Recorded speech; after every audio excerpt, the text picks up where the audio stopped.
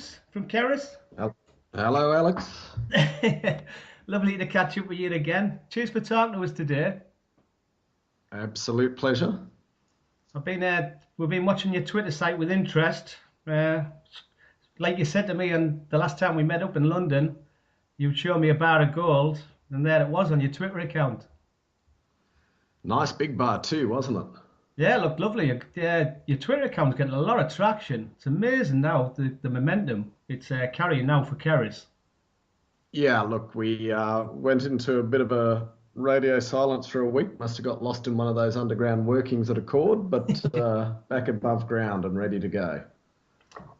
Just to touch on that, you put a tweet out last night that the day today is the 24th of May, and you put underground at Accords. Was that ever in the plan or extras? No, that's just the old workings in the pit at a chord. So no, that's just old workings that we dug into in the pit. All right, just obviously you know what it's like for investors that they look at these images and they like to Yeah. chat about things. Can you enlighten us any more about that before we move on? Yeah, look, I mean, the goldfields has been mined since the 1800s, and the first miners literally packed wheelbarrows, went out into the outback, and went prospecting, and they found these little high-grade showings that they'd pan for, and they'd dig down on them and rabbit around for a bit and see what there was. And so when we put these open pits down, quite often, in fact, more often than not, you'll find that there's some old workings near the surface where one of the old prospectors from the 1800s has burrowed away previously.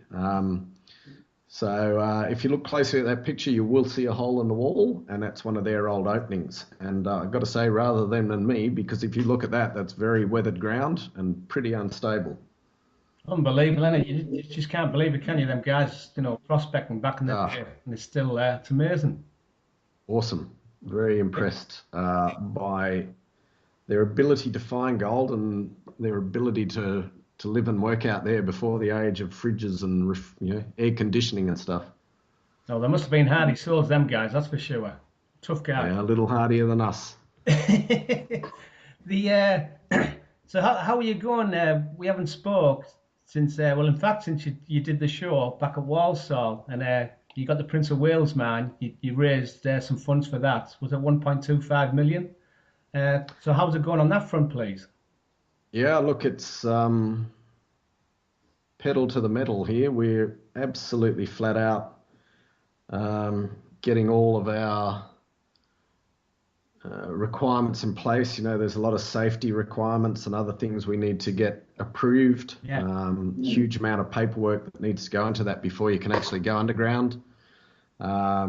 We've been looking at sourcing, where do we source cheaper equipment from? We actually had to go at an online auction the other day.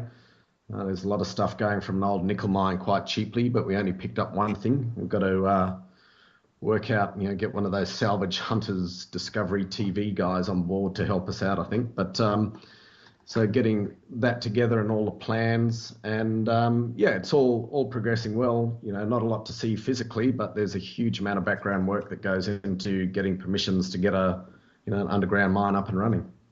Yeah, that's the only thing. I watch the DM groups on social media, and obviously everybody, they expect news every week. It's ridiculous, really. Like, but just today's RNS, Dave. You've got the prepayment agreements with Norton Goldfield. Yeah, absolutely. So what's happened there, under our original agreement, we're meant to be paid within 42 days, but that's dependent on final grade and recoveries being determined. So, just to revisit what happens, we deliver ore onto the ROM pad. They take about 18% of that to the side, and they put that through the sample plant. That involves crushing it down initially to 12 millimeters, taking large samples out of that, taking that sample away, crushing that to 5 millimeters, taking portions of that, and then taking that away to the lab, which then looks at grade through various methods. It then replicates the Norton plant, water, pH, cyanide, gravity, gold through Nelson concentrators, and basically runs it through a mini process of theirs to determine the recovery, along with various other things like moisture, etc., that we need to do the final determination. And so it's a pretty complex process and just takes a bit of time, depends how various things filter and whatnot to be able to get full mass balances. So it's just been taking a bit more time, and the sample plant itself has been unavailable either through other people using it or in this later case a bit of a breakdown. And so that's extended our payment time beyond what we were expecting. And, so all credit to Norton. They, we went and saw them and said, look, this is where we are, startup, we need that cash coming back. And so we came up with this prepayment, and that should reduce our initial, 80% of the payment to within less than a week of the ore being processed in the sample plant. And all being equal, that's sort of 2 to 3 weeks after it lands on the pad. We'll get the bulk of the money, and then the remainder will flow once we do all that test work, which, we'll get better and better as we get more adept at the process. It sounds a good deal actually, because obviously you're getting, most of the payments, and then they'll just square you up, like you say, once they do the final batch. The thing I'm reading in the RNS today, like, is basically what I'm saying is, due to the unavailability, apologies, of the sample plant, prepayment for the second batch is anticipated to occur in the first 2 weeks of June under the new regime.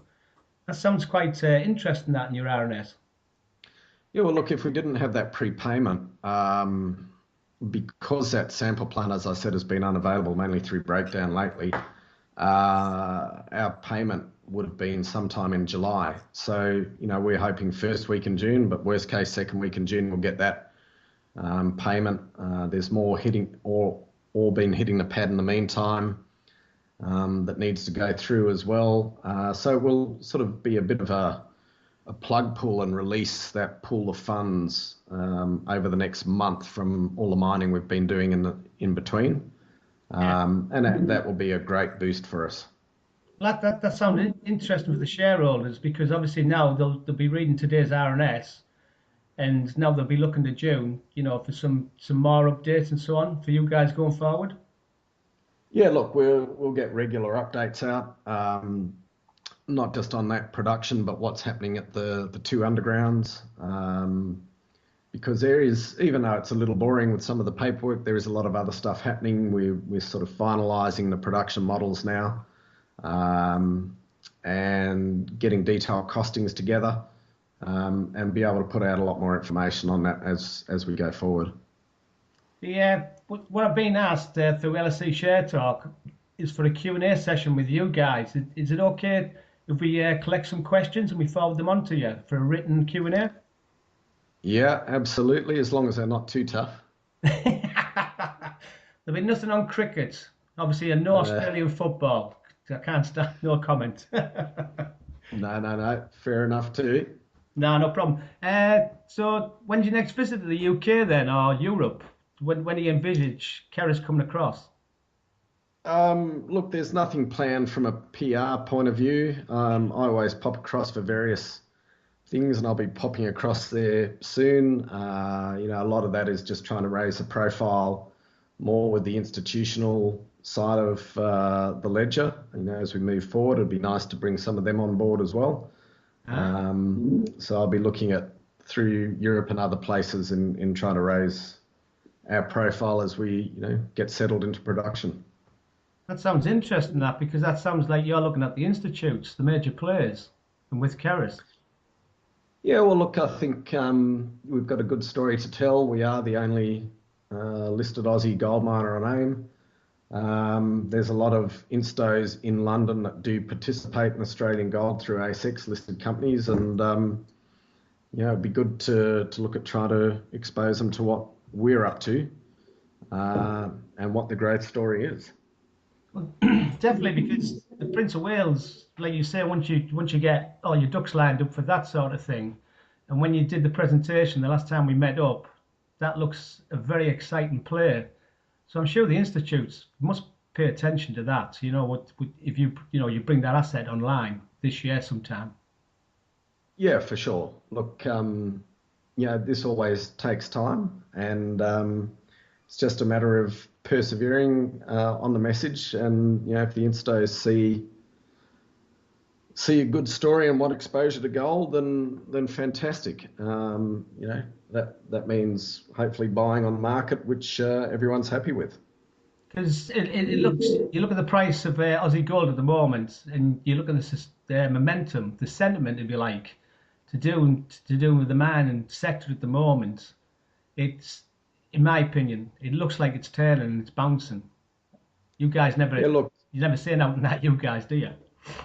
well, look, there's been a lot of discussion here in the last month or two, and there was an interesting article. There's a institution here called Lion Selection Fund, and there's a conference going on in Australia at the moment, and one of the principals there reckons that he's got this clock, which is at 6 o'clock is the start of the next boom, and 12 o'clock is the start of the next bust, and he reckons we've now just hit 6 o'clock, it's the start of the next boom.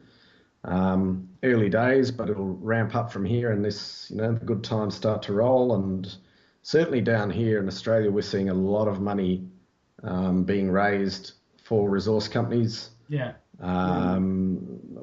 Which is the first time in a long while. A lot of people getting set long term at low prices, and it's a really healthy field. Australian gold is sitting around 17 to 30 an ounce at the moment.